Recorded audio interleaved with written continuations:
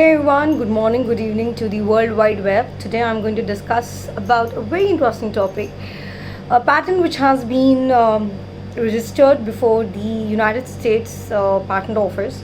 Very interesting patent application which talks about something which I have been resonating for so long, and it's obviously the master slave concept, how master slave device and supplementary data generator, which has been defined as SGD, is supplying the data.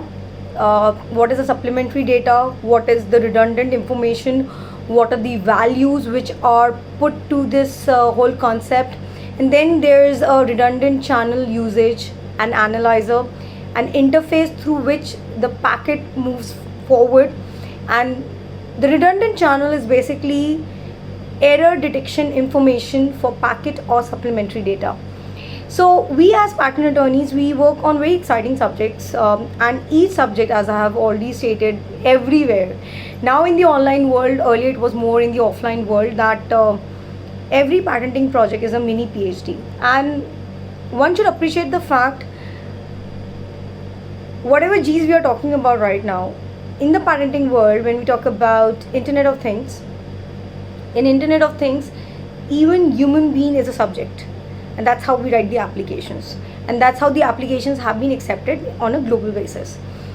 So when we talk about Internet of Things, it's basically a communication network or a communication cloud network through which the data transfers from node A to node B. Now in this whole end-to-end encryption, where the data can be taken by the third party to understand the behavior and then put forward their own agenda forward.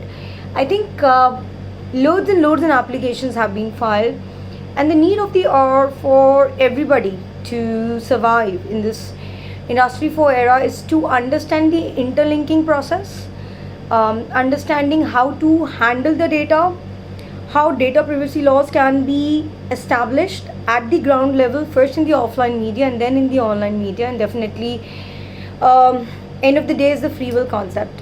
It's up to the user whether the user wants to be part of that island or the ecosystem, or wants to be part of that food chain. Perhaps let's discuss about this application where it talks about an interconnect and a method of handling data in an interconnect.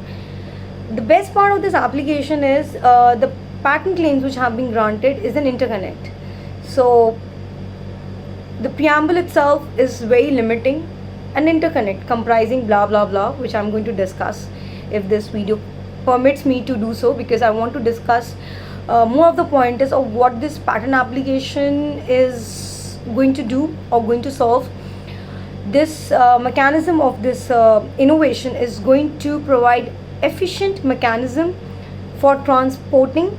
So let's quote and unquote this: efficient mechanism for transporting supplementary data while ensuring non-intrusive behavior. Now this is very interesting. We all are talking about behaviors. I think offline, given a situation, human tend to behave in a certain manner. That can be due to the environmental condition, that is one parameter. That can be to the ecosystem of people who the person is surrounded with. That can be due to A to Z kind of models can be deployed, because only a strong mind would be able to overcome the factors, and then that strong mind is capable of managing loads of data in the Industry 4 era.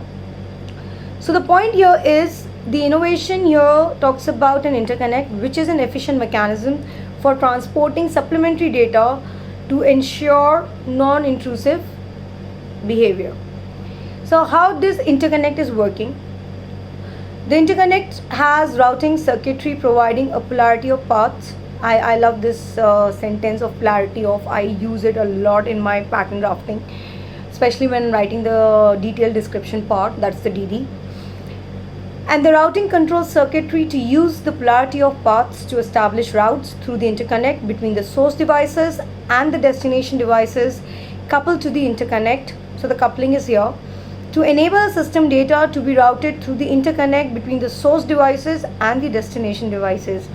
I'm very sure this message is very cryptic, but the patenting world will appreciate the right use of word is very important, and that's why I believe writing a patent application, being in the mainframe, as patent attorneys, at least when I write the application, is basically, how I deploy the mainframe, and then the applications manifest in the reality world, because patenting is the first part where most of the R&Ds invest their time and money, what to patent, what not to patent, in what all countries the patent application should be filed. However, if somebody is filing an application before the WIPO is World Intellectual Property Organization, then the copyright law is also applicable, because then you have a stamped date in the online world to showcase that this was the first date on which the application was written, and that can act as an excellent evidence before the court of law, before any of the courts. So this can be a good arsenal for the people who are into commercial mediation, and especially when you're talking about patenting world. So coming back to the point is, the system data relates to functional operation of a system, which includes the interconnect. I love this word interconnect. I'm just waiting for an application where I can use this word the way I have to draft that thought process into reality. The source devices and the destination devices. Source devices and destination devices, at least a subset of the path or redundant path whose use by the control circuitry provides the system data with resilience to faults when routing the system data through the interconnect. So it's responsive enough. And then we have, I'm just going through the diagrams.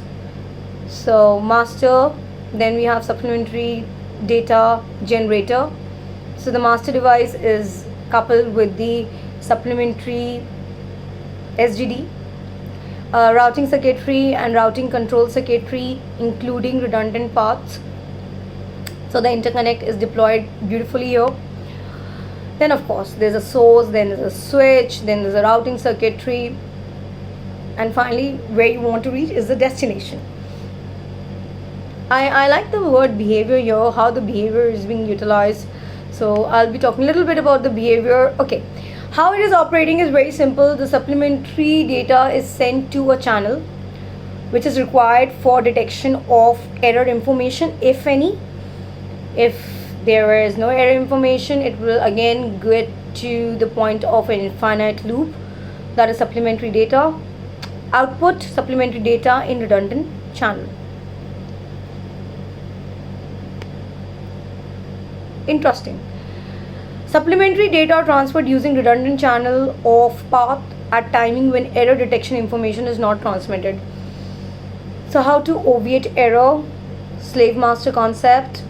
This is one takeaway from this video for people who are working in this domain, and especially where the field of search is 714/43, 714/47.1, 714/48, 714/49, 370/216, 370/229, 370/241, 370/242, 370/401.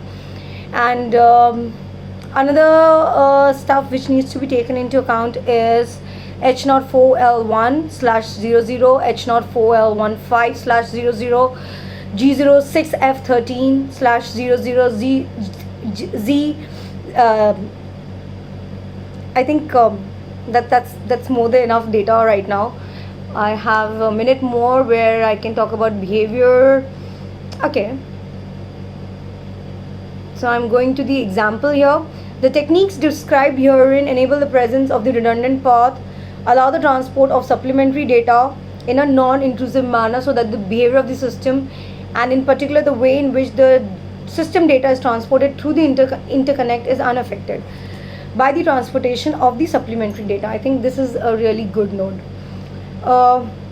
So the behavior of the system is not changed by deploying this innovation without any impact on the behavior of the system. And then of course